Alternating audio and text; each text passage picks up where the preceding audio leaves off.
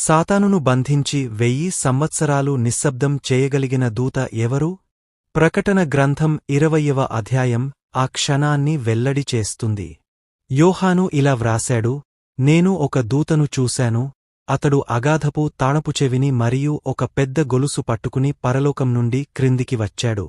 ఆ దూత సాతానును పట్టుకుని, బంధించి, అగాధంలో పడవేసి, అతడిని 1000 సంవత్సరాలపాటు బయటకు రాకుండా దానికి ముద్రవేశాడు. ఆ దూత మిఖాయేలు కాదు, గాబ్రియేలు కాదు. అతడు దేవుని శక్తివంతమైన సేవకుడు. అదే అద్భుతమైన సత్యం. సాతాను శక్తి గొప్పదే, కాని అది అంతిమమైనది కాదు. బలమైన శత్రువు కూడా దేవుని ఆజ్ఞను ఎదిరించలేదు, ఎందుకంటే దూత బలం ముఖ్యం కాదు, అతడిని పంపినవారి అధికారం ముఖ్యం. ఏ దూతను అయినా ఆజ్ఞాపించే దేవుడిని మరియు చీకటి శక్తులన్నిటిపై అధికారం కలిగిన దేవుడిని మీరు విశ్వసిస్తే, ఆమెన్ అని టైప్ చేసి, విజయం ప్రభువుది అని ప్రకటించండి.